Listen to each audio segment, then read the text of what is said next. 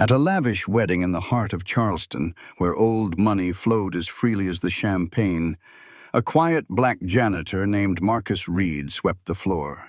His movements were slow and deliberate, a stark contrast to the flurry of excitement around him. Guests in shimmering gowns and tailored tuxedos cast glances his way, their lips curling into faint snickers. They saw a man in faded gray overalls, a mop in his hand, and they saw someone invisible, someone who didn't belong.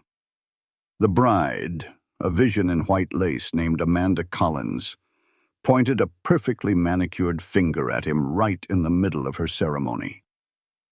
Her voice, sharp and cold, cut through the soft music.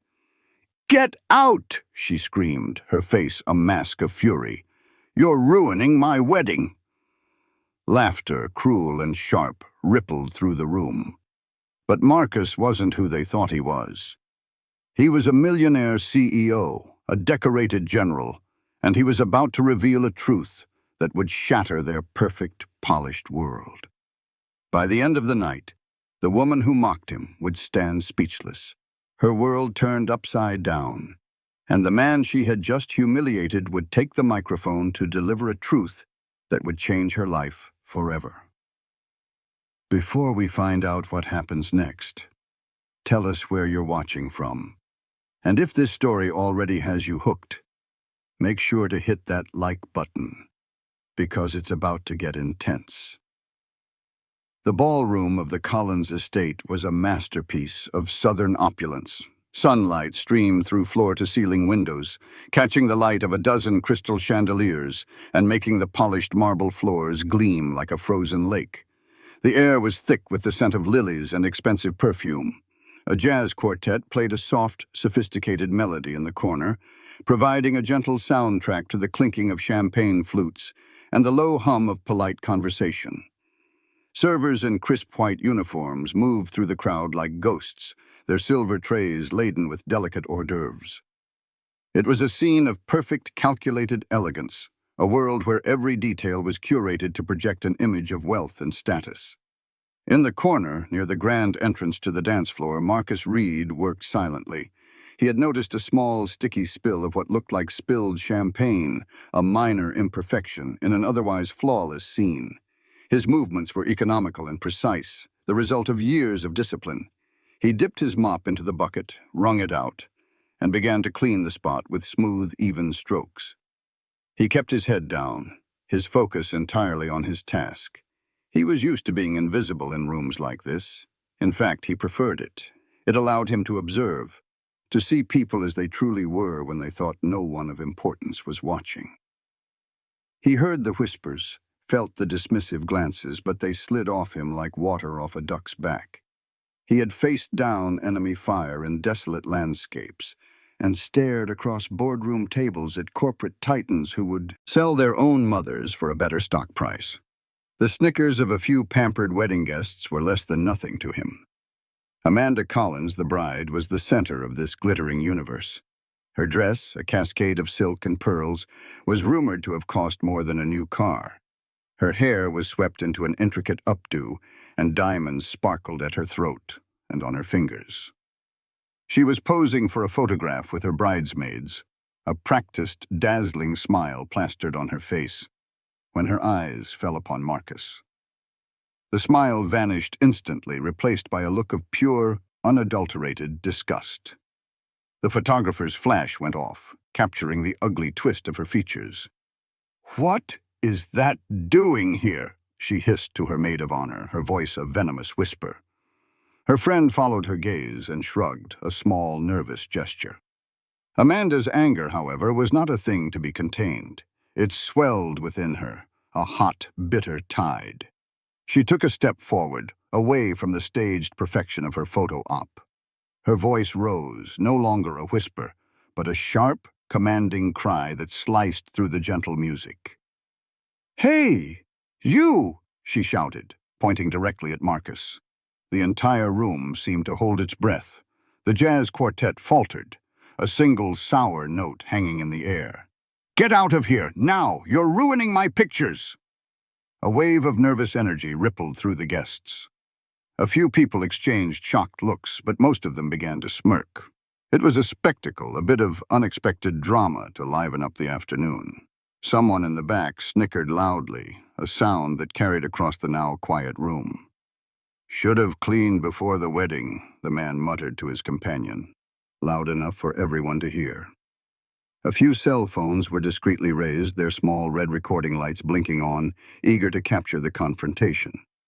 They were ready to post it online, to share the story of the bride who wouldn't let a lowly janitor spoil her big day.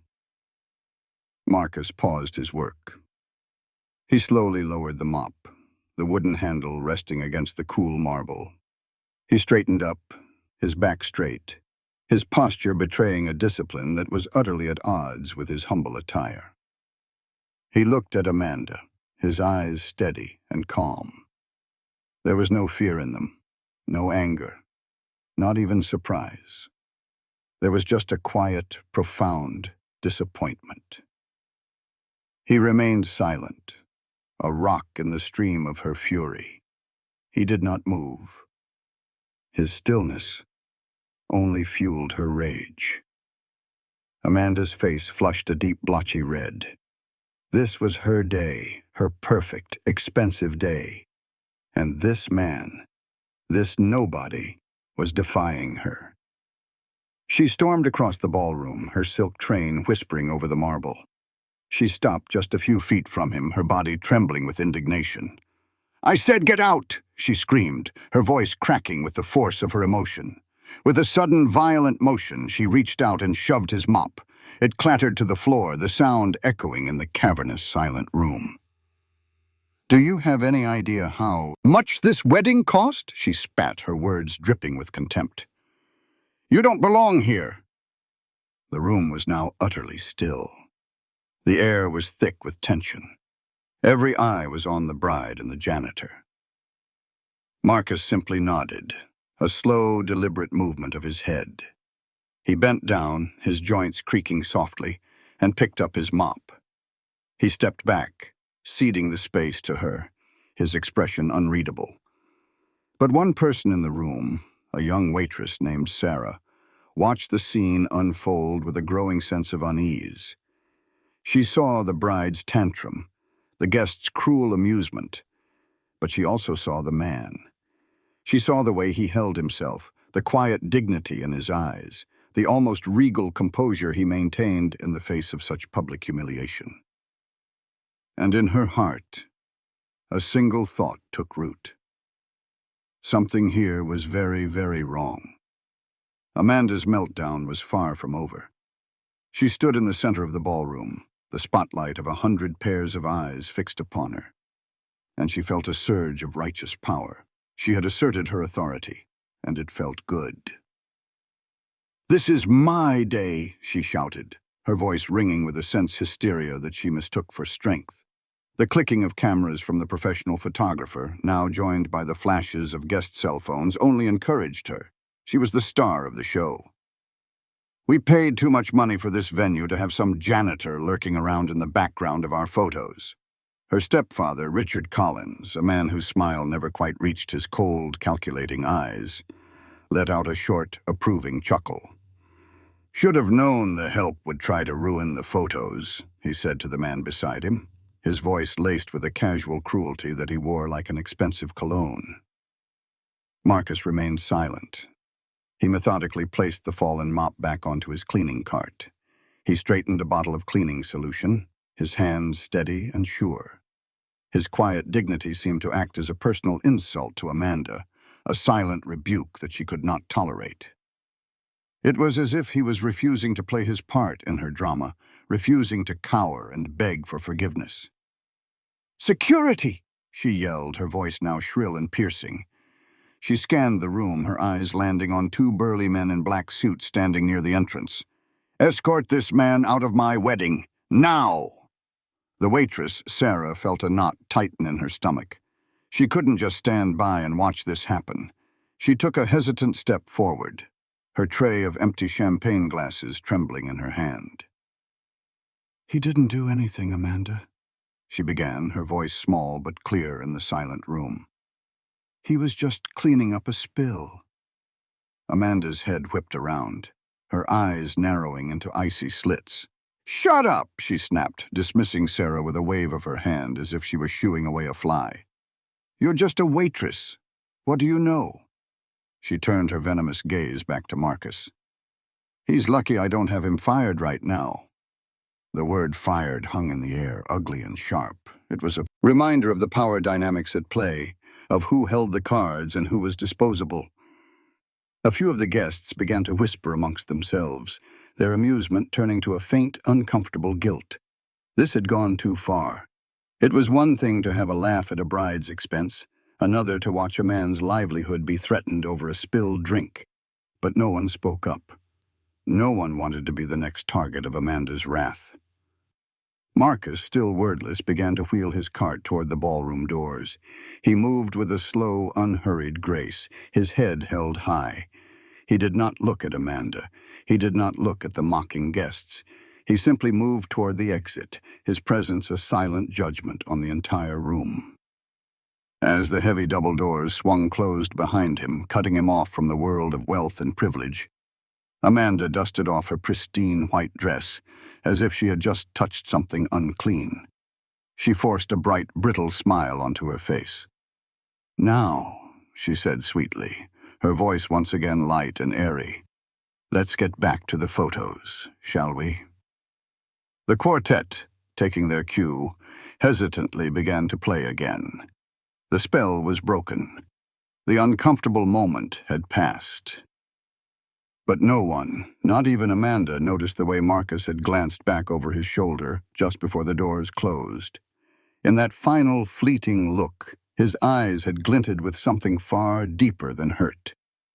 It was the look of a strategist, a commander surveying the battlefield. It was the look of a man whose plan was already forming.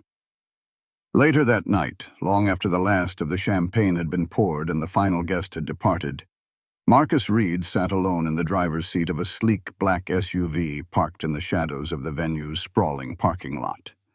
The vehicle was silent and dark, an island of stillness in the cool night air. He peeled off the rough, worn janitor's gloves, his calloused fingers moving with a familiar ease. He flexed his hands, feeling the blood return to them, and then reached over to the passenger seat. There, a handsome leather briefcase sat waiting for him. He snapped open the gold clasps, the sound sharp and definitive in the quiet car. Inside, nestled on a bed of dark velvet, lay the symbols of his true life. There was a heavy, ornate military service medal, the Distinguished Service Cross, its ribbon a testament to valor and leadership under fire. Beside it lay a gold CEO access badge, gleaming under the faint glow of the dashboard lights. The name on the badge read, Marcus Reed, CEO. And beneath that, a thick portfolio, its pages filled with financial statements and market analyses, representing a company worth over $400 million. This janitor, this man who had been screamed at and dismissed, was no ordinary man. He was General Marcus Reed, retired after 30 years of distinguished service in the United States Army, a logistics commander who had moved entire armies across continents with the precision of a master chess player. He was also the founder and CEO of Reed Strategic Transport, a logistics and supply chain empire that served as a primary contractor for the Pentagon and dozens of Fortune 500 giants. And, in a twist of fate that was both tragic and ironic, he had been invited to this very wedding, anonymously.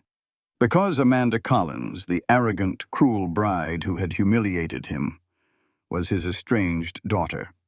They hadn't spoken in 18 long years. Not since her mother, his ex-wife, had remarried a man named Richard Collins. Richard, with his petty jealousies and deep-seated insecurities, had systematically poisoned Amanda's mind against her own father. He had woven a narrative of abandonment and neglect, painting Marcus as a man who cared more for his career than his own family. Marcus had watched from a distance, his heart aching, as his little girl grew into a woman who didn't know him, a woman who believed the lies she had been fed. He had built his empire quietly, brick by brick, never chasing the spotlight or craving public recognition. His work was his mission, a way to channel his focus and his grief. But he never stopped watching her. When he learned that his daughter was getting married, a deep, primal need had taken hold of him. He had to see her. He had to be there, even if she never knew it. So he had come, disguised as a janitor, a role he had taken on for a single night. He had arranged it with the venue's management, telling them only that he was conducting a personal quality control inspection. His goal was simple, pure. He just wanted to glimpse her happiness. He wanted to see her smile on her wedding day, to witness this milestone in her life without disrupting it, without causing a scene. He had planned to slip away as silently as he had arrived, a ghost at his own daughter's wedding. Now that plan was in ashes. He had been humiliated, shoved aside, and treated like dirt by his own flesh and blood. He felt the sting of it, a sharp, cold pain in his chest. But it wasn't anger that filled him. It was a profound, bottomless sorrow. "If that's how she sees me," he murmured to the empty car, his voice low and raspy, "then she's forgotten who I am. And she's forgotten who she is." He picked up his phone, a secure, encrypted device that he used for his most important calls. He dialed a number from memory. The person on the other end picked up on the first ring. "It's me," Marcus said calmly, his voice now devoid of all emotion, replaced by a steely resolve. "It's time." A brief, painful memory flickered through Marcus's mind, as sharp and clear as if it had happened yesterday. 18 years ago. He had just returned from a grueling 14-month deployment overseas, his uniform dusty, his body weary, but his heart full of anticipation. He couldn't wait to see his daughter, his little Amanda, who had been just 8 years old when he left. He remembered her letters, filled with childish drawings and misspelled words, letters that he had read and reread in his bunk at night, a lifeline to the world he was fighting for. But when he arrived at the small suburban house they had once called home, it was empty. A for sale sign was staked into the front lawn. Panic, cold and sharp, had seized him. He later found them, his ex-wife and his daughter, living in a much larger, more ostentatious house on the other side of town. His ex-wife had remarried. A man named Richard Collins, a man with a smug smile and a condescending attitude, had taken his place. The custody papers had already been signed, pushed through the courts while he was halfway around the world, unable to contest them. Richard, he would soon learn, had masterfully convinced Amanda that her father had simply abandoned them for his career. "He chose the army over you," Richard had told the little girl, planting a seed of bitterness that would grow into a thorny, impenetrable wall over the next 2 decades. Marcus had considered fighting it. His lawyers had told him he had a strong case, but the thought of dragging his young daughter through a nasty public custody battle, of forcing her to choose sides, of seeing her torn apart in a courtroom, was more than he could bear. He feared that the fight itself would hurt her more than his absence ever could. So, with a heavy heart, he made the most difficult decision of his life. He let her go. He chose not to fight, hoping that one day, when she was older, she would seek him out and learn the truth for herself. Instead of fighting in court, he fought in the boardroom. He poured all of his pain, all of his discipline, and all of his strategic genius into a small, struggling trucking company he had acquired. He renamed it Reed Strategic Transport, and with relentless determination began to build it from the ground up. He worked 16-hour days, fueled by black coffee and a burning desire to create something lasting, something that would one day make his daughter proud, even if she never knew it. He grew it into a logistics empire, a titan of the industry that served the Pentagon and the largest corporations in the world. He moved in circles of immense power and influence, yet he remained a private, almost reclusive figure. But he never lost track of Amanda. Through private investigators and discreet inquiries, he followed her life from a safe distance. He saw photos of her high school graduation, a proud smile on her face as she accepted her diploma. He knew about her first job at an art gallery, her promotion, and the day she met a young man named Ethan Parker. And when he saw the wedding announcement in the local paper, his heart had both soared and ached. His little girl was getting married, and she was getting married at the Collins estate, a venue owned and operated by her stepfather's family. In a stroke of cosmic irony, it was also a venue that his own company had quietly acquired in a portfolio diversification deal just 6 months prior. Reed Strategic now owned the very ground upon which his daughter would be married. He had contacted the venue's general manager, a man who knew him only as the anonymous head of the parent corporation. He had requested to work the event incognito, disguised as a member of the janitorial staff. "I just want to see her smile," he had explained to his personal lawyer, the only other person who knew his plan. "That's all. I don't want to cause any trouble. I just want to be there." Now, sitting in his car, the sting of her words still fresh, he knew that plan had to change. He hadn't come for a fight, but a fight had found him. And a general never walks away from a fight. Inside the now emptying ballroom, the waitress Sarah Miller moved with a heavy heart. She collected discarded napkins and half-empty glasses, but her mind was elsewhere. She couldn't shake the image of the janitor, Marcus Reed, and the look in his eyes as Amanda had screamed at him. It wasn't the look of a stranger being berated. It was something deeper, something far more complicated and painful. There was a story there, she was sure of it, and a profound injustice had just taken place. She found herself walking to the staff break room, a small, cluttered space in the basement of the estate. On a bulletin board, tacked up next to safety notices and a schedule for the coffee machine cleaning, was the staff roster for the evening's event. Her eyes scanned the list of servers, bartenders, and kitchen staff until she found the cleaning crew section.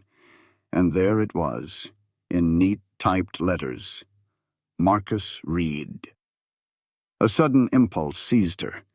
She pulled out her phone, her fingers flying across the screen as she typed the name into the search bar. She hit enter, not sure what she expected to find.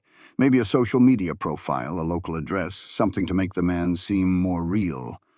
But what flooded her screen made her gasp, a sharp intake of breath that caused a nearby busboy to look up in surprise.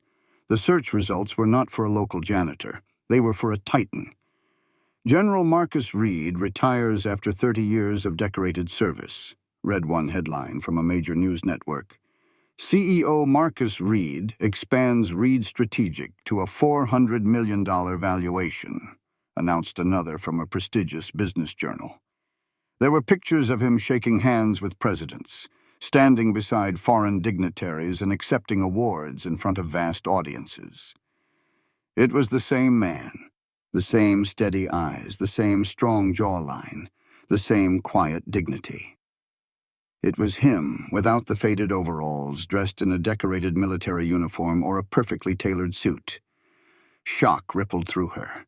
She felt dizzy, as if the floor had tilted beneath her feet. The man Amanda Collins had screamed at, the man she had tried to have thrown out like a piece of trash, was one of the most powerful and respected men in the country. Sarah's mind raced. Why? Why would a man like that disguise himself as a janitor at his own daughter's wedding? The pieces clicked into place with a sickening thud. He wasn't there as a CEO or a general. He was there as a father. She had to find him. She didn't know what she would say, but she knew she couldn't let the night end without speaking to him. She raced out of the break room, through the kitchens, and out a side door into the cool night air of the parking lot. She scanned the rows of cars and saw him, sitting in a dark SUV, the faint glow of his phone illuminating his face. She approached the vehicle cautiously, her heart pounding in her chest. She tapped lightly on the driver's side window. Marcus looked up, his expression unreadable. He lowered the window, a soft whirring sound breaking the silence. "Sir," Sarah whispered, her voice trembling slightly. "Mr. Reed, General Reed, I know who you are." She held up her phone, the screen still glowing with his picture. "I saw what she did, what they all did. Why didn't you say something? Why didn't you tell them? A sad, weary smile touched Marcus's lips. It was a smile of profound exhaustion, of a man who had carried a heavy burden for a very long time. "Tonight wasn't about me," he said, his voice quiet but firm. "It was supposed to be about her happiness. But what she did, what she said, it was wrong," Sarah insisted, a fierce sense of loyalty rising within her. This man, this stranger, deserved an ally. It was cruel, and it was wrong, and somebody needs to stand up for what's right. She took a deep breath, her resolve hardening. "If you decide to do something about it, if you need someone on the inside who saw everything, I'll stand by you. I'll tell them exactly what happened." Marcus studied her face for a long moment. He saw the genuine compassion in her eyes, the strength in her jaw. In a world of sycophants and cowards, this young woman had shown more courage and integrity than anyone else in that ballroom.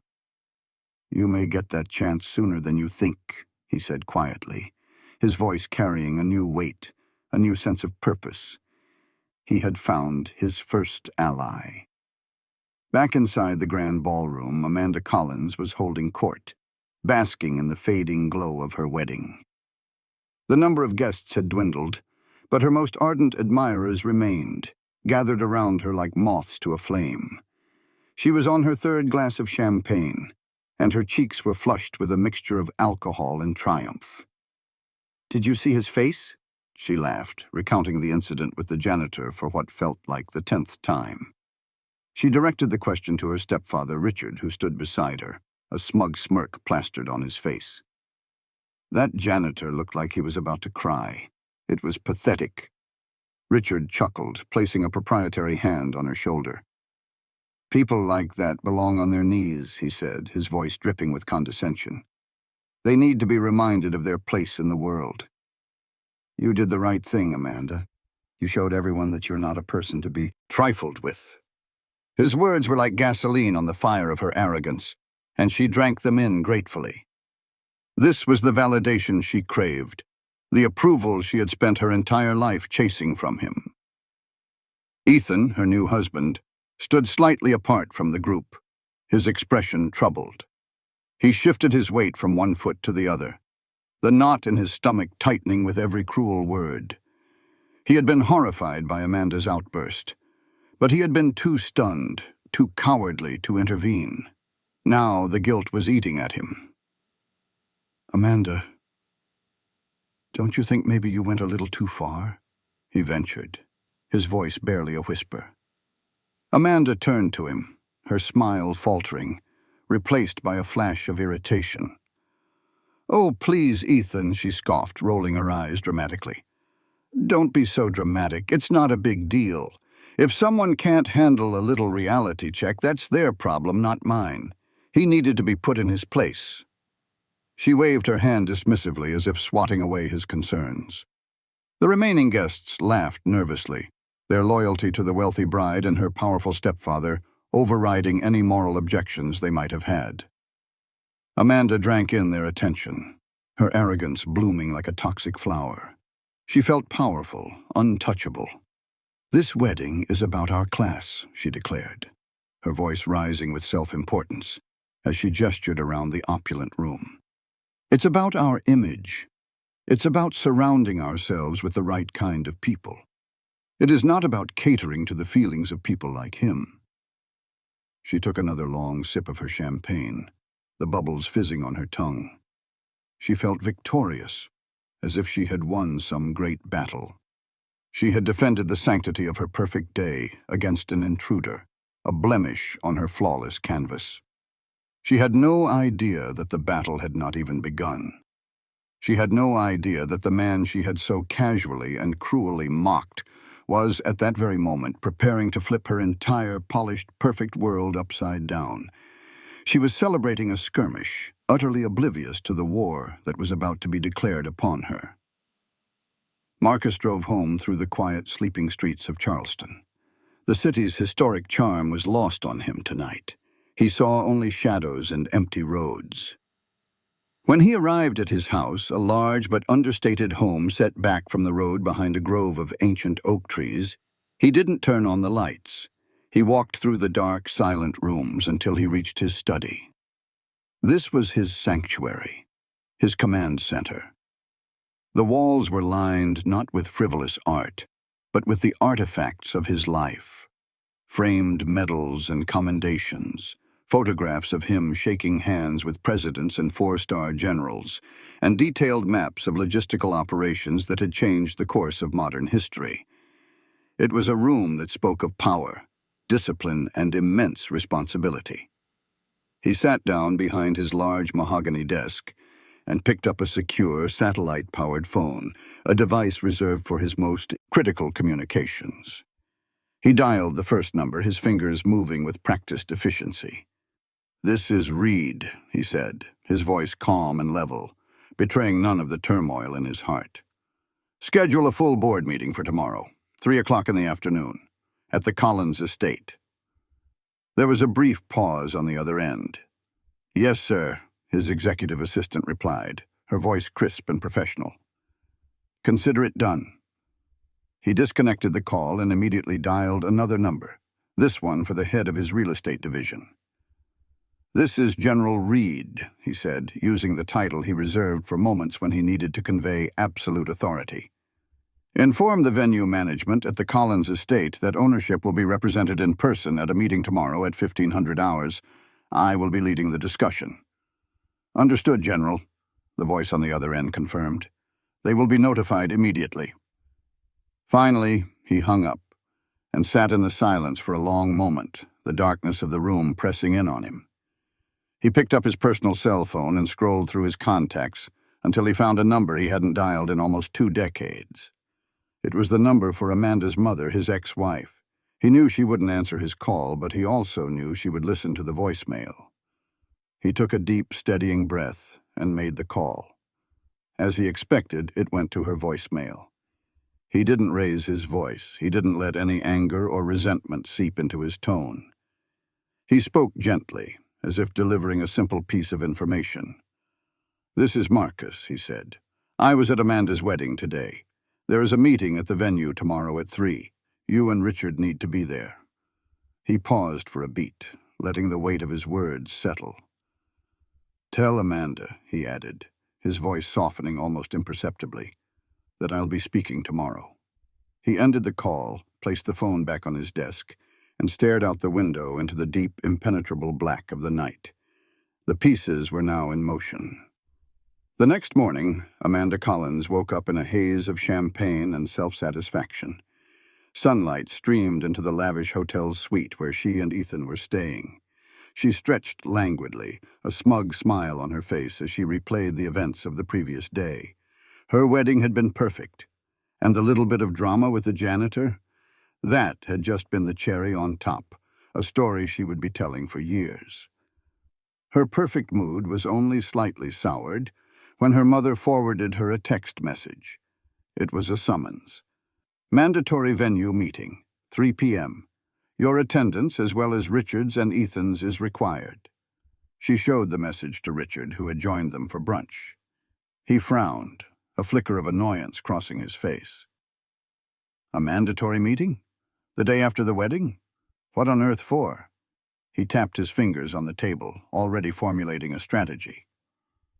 "It's probably a staff complaint about your little incident yesterday. Some union nonsense. Don't worry, Amanda. We'll go down there, listen to their whining for 5 minutes, and then we'll make sure whoever complained is fired by the end of the day." Ethan, overhearing the conversation from across the room, looked uneasy. "Maybe we should just hear them out, Richard," he suggested cautiously. "Amanda was pretty harsh. Maybe an apology is in order."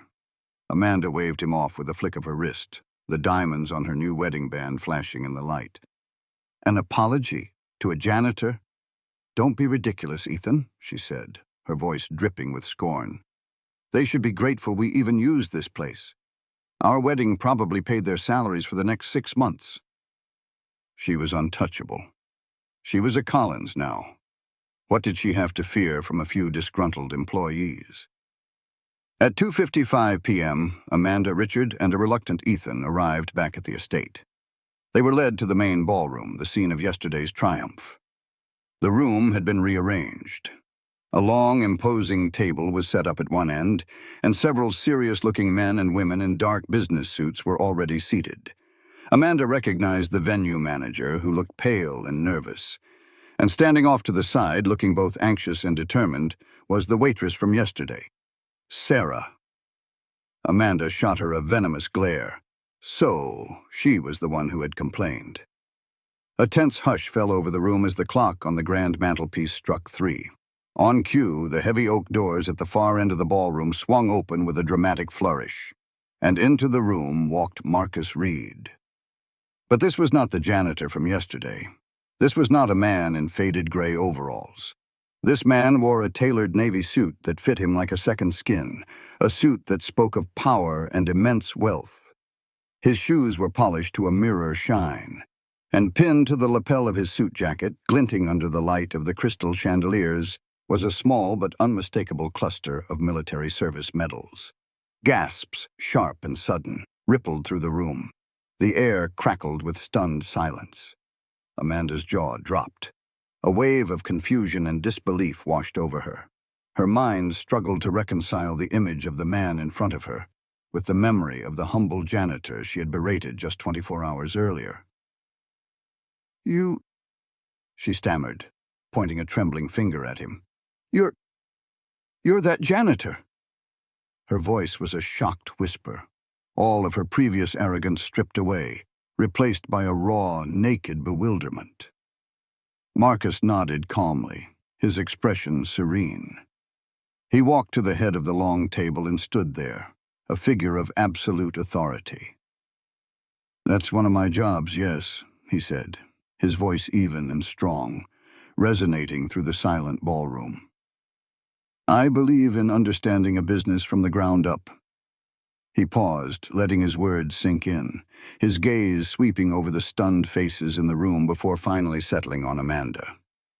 "But I'm also the owner of this estate," he continued, his voice dropping slightly, each word landing with the force of a hammer blow. "And I am the CEO of the company that built it." As if on cue, the board members seated at the table, a collection of some of the city's most influential business leaders, all turned their heads to look at him with expressions of deep respect. "General Reed," one of them said, his voice formal and deferential, "the board is present and accounted for. Shall we begin the meeting?" The word "general" hit Richard Collins like a physical blow. The color drained from his face.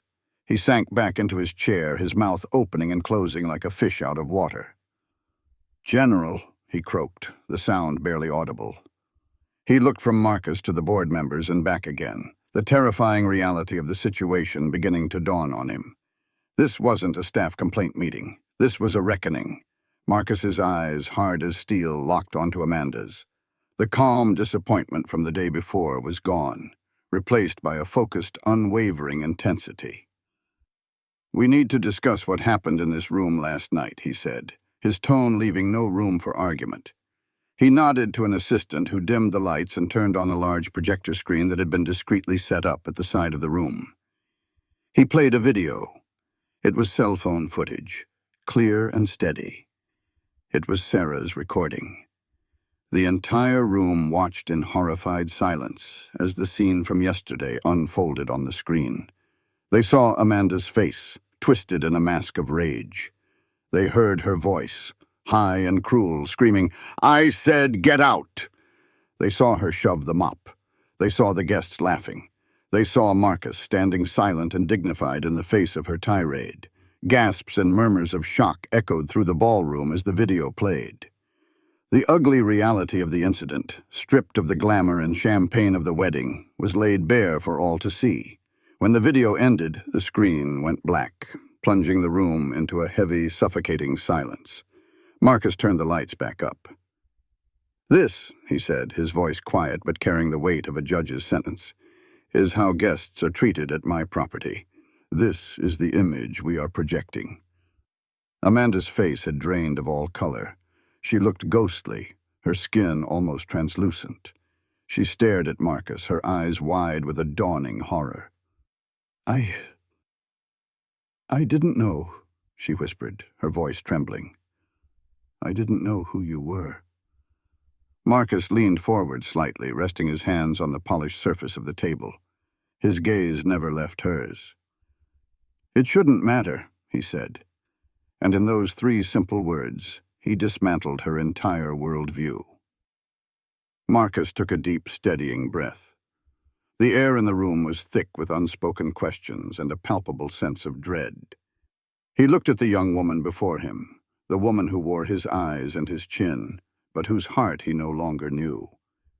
The anger he had felt was gone, replaced by a deep, aching sorrow. This was the moment he had both dreaded and on some level prepared for 18 years. "Amanda," he said, his voice softening, the hard edge of the CEO and the general melting away, leaving only the raw vulnerability of a father. "I wasn't just a guest at your wedding, and I wasn't just the owner of this venue." He paused, gathering his strength for the final devastating revelation. "I'm your father." The room seemed to freeze. Time itself held its breath.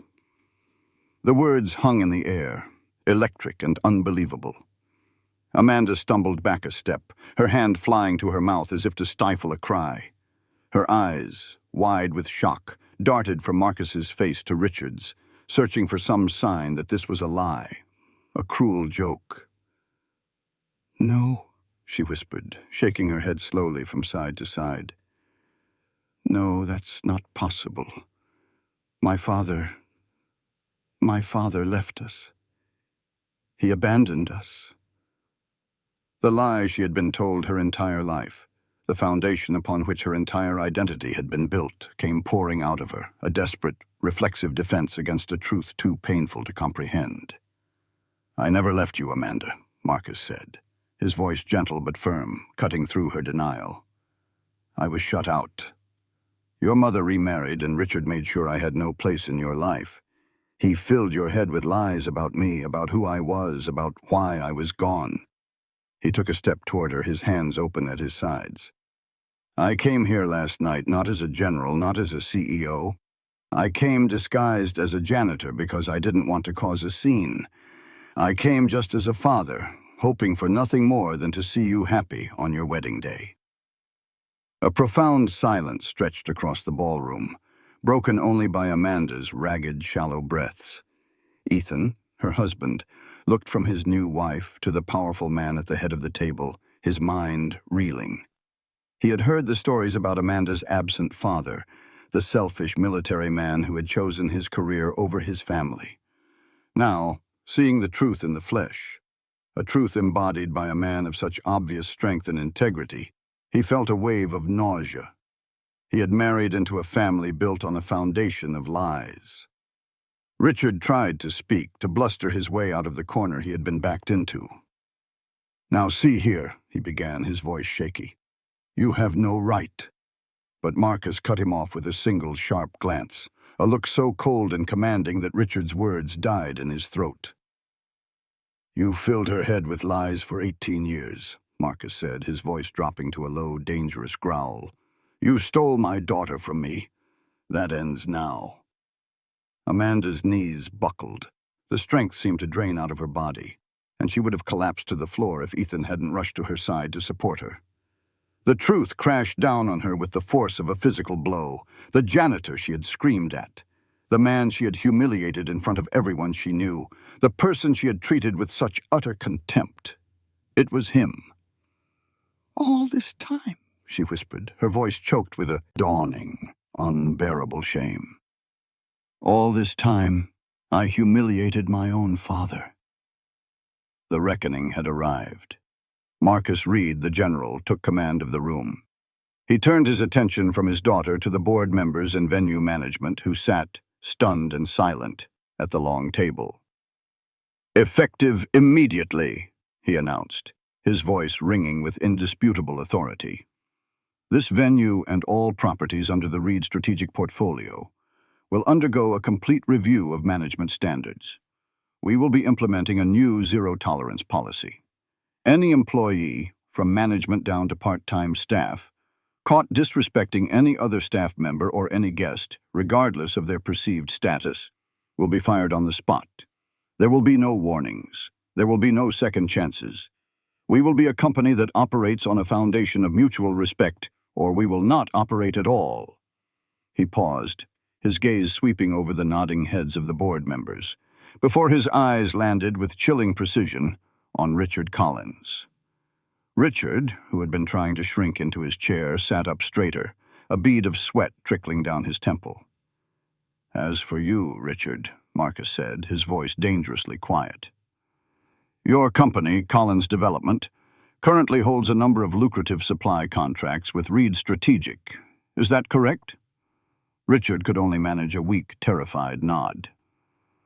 "Consider those contracts terminated," Marcus stated, the words as final as a judge's gavel. "All of them." Richard's face went ashen. His entire business, his carefully constructed empire of lies and bluster, was dependent on those contracts. "You can't do that," he sputtered, a desperate, pleading edge to his voice. "That's a breach of contract. I'll sue you for everything you're worth." Marcus allowed a small, cold smile to touch his lips. "I already did," he replied calmly. "My legal team was authorized to execute the termination clauses this morning at 9 o'clock. Your accounts were frozen an hour ago. You should check with your bank." The finality of his ruin settled over Richard, and he sagged in his chair, a broken man. Amanda, watching her stepfather's world crumble, collapsed fully into a chair. Speechless, her mind a maelstrom of shock, shame, and a grief so profound she couldn't even begin to process it. In the midst of the destruction, Marcus turned his attention to the one person who had shown integrity. "Sarah Miller," he said, his voice now warm. Sarah, who had been watching from the side of the room, startled as if woken from a dream. "Yes, sir," she said, her voice small. "For your courage, your integrity, and for doing the right thing when it was the hardest thing to do, you are hereby promoted to floor manager, effective immediately. We need more people like you in leadership positions." Sarah's eyes filled with tears, a look of disbelief and gratitude on her face. The guests who had been summoned to the meeting, the same ones who had laughed and filmed the day before, now whispered amongst themselves.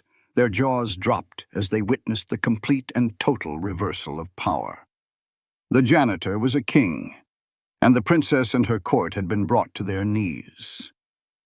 After the board members and staff had been dismissed, the ballroom was left quiet and empty, save for Marcus, Amanda, and a shell-shocked Ethan. The weight of the silence was immense. Amanda slowly, hesitantly rose from her chair and approached Marcus. Tears streamed down her face, carving clean paths through her expensive makeup. She looked like a broken doll, all of her pride and arrogance shattered into a million pieces. "I was awful," she sobbed, her voice thick with a shame that was so deep it seemed to consume her. "I was cruel. I was a monster.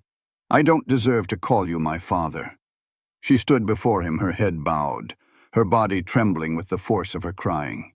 Marcus looked at his daughter, his heart aching with a complex mix of sorrow and a faint, flickering hope. His voice, when he spoke, was gentle but firm. There was no "I told you so" in his tone, no hint of triumphalism. There was only the quiet, steady strength of a father speaking a hard truth. "I didn't do this for revenge, Amanda," he said softly. "Revenge is for small men. I did this because I still love you. And I couldn't stand by and watch you become someone I didn't recognize. Someone so consumed by bitterness and arrogance." He reached out and placed a hand on her shoulder. The contact was electric, the first time they had touched in 18 years. "You let people like Richard define your worth by your status, by your money, by the clothes you wear. That's not how I raised you. Before I left, I raised you to be kind, to be compassionate, to see the value in every single person, no matter what job they do. His words, a reminder of a childhood she had long since buried under layers of resentment, broke through the last of her defenses. She clung to him, her arms wrapping around his waist, and cried harder, a lifetime of pain and confusion and misplaced anger pouring out of her. She buried her face in the expensive fabric of his suit jacket, the suit of a CEO, the suit of a general, but all she could feel was the steady, solid presence of the father she had missed for so long. "Can you forgive me?" she choked out, her voice muffled by his chest. "How could you ever forgive me?" He held her, his large hand stroking her hair, just as he had done when she was a little girl who had scraped her knee. He held her until the storm of her sobs began to subside. He nodded, his chin resting on the top of her head. "I already have," he said quietly. "Forgiveness isn't about forgetting what happened. It's about choosing to love someone anyway." A week later, a second wedding ceremony took place. It was not in the grand, opulent ballroom of the Collins estate, but in a small, beautiful garden behind Marcus's home. The guest list was a fraction of the size of the first. There were no arrogant socialites or cruel-hearted sycophants. Only true friends and close family were invited. Amanda and Ethan held a smaller, simpler ceremony, one that was stripped of all the arrogance and cruelty that had tainted their first attempt. This ceremony was about love, forgiveness, and new beginnings. Amanda wore a simple, elegant dress. Her smile was no longer practiced and brittle. It was genuine, radiant with a newfound humility, and a deep, quiet joy.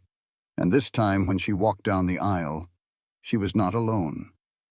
Her father, Marcus Reed, dressed in a simple, dignified suit, walked beside her, his arm linked firmly with hers. The guests who had once laughed at him now stood in quiet, solemn respect, their faces a mixture of awe and contrition. They had learned a powerful lesson about judging a book by its cover.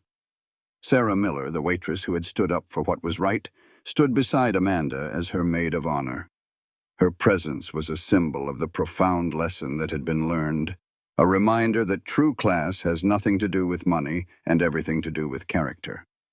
When the time came for the toasts, Marcus stood up, a glass of champagne in his hand.